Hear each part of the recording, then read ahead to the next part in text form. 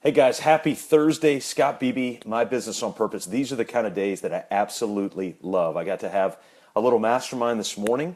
I'm about to go into a group coaching call here in just like 8 minutes, but I wanted to get this up. And then later on, got just a small group of small business owners getting together. And we're going to talk about the difference between coaching your team members or your employees and bossing your team members or employees. And so I wanted to give you two quick things that I thought would be helpful for you today, because many of you that are going to be listening to this, Jamie J, you're on here, you've got team members and you want to be able to coach those team members. We just recently did an assessment of employees. Over 110 employees of small business owners filled out this assessment. And you know what the lowest score on the assessment was?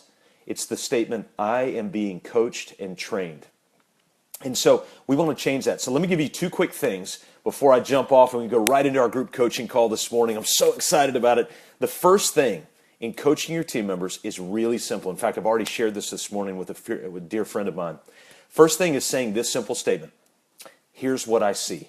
All right? So when you meet with a team member and you just sit down and say, hey, here's what I see. You know, look at it this way. I've got a shirt on. It's kind of purple, blue, depends on how you're looking at it. And you could look at my blue shirt and say, hey, Scott, here's what I see. You're wearing a blue or a purple shirt, right?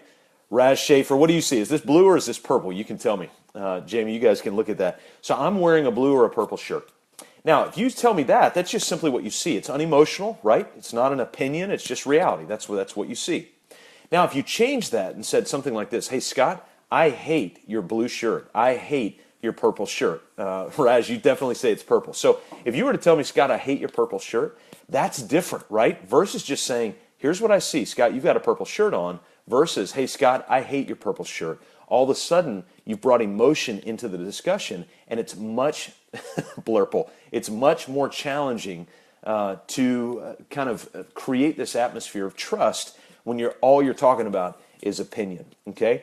And so when you approach a team member, an employee, and just simply say this statement, here's what I see.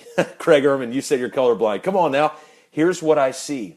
And when you say that, all you're saying is, this is what I'm observing about you right now, both positive and things that are challenges for you. So that's the first thing you can do to coach your team member.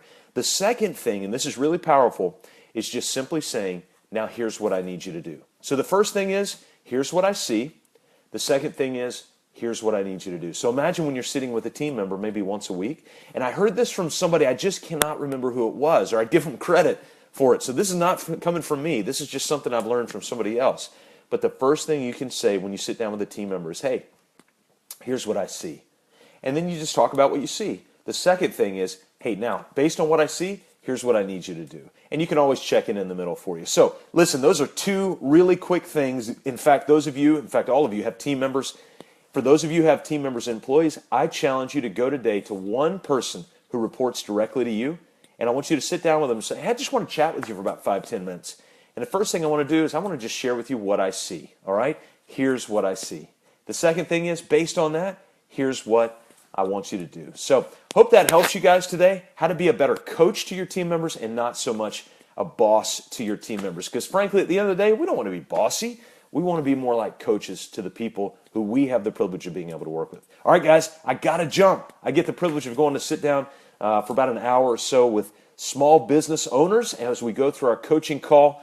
I appreciate you guys jumping on. You guys have a great Thursday. We'll talk to you soon.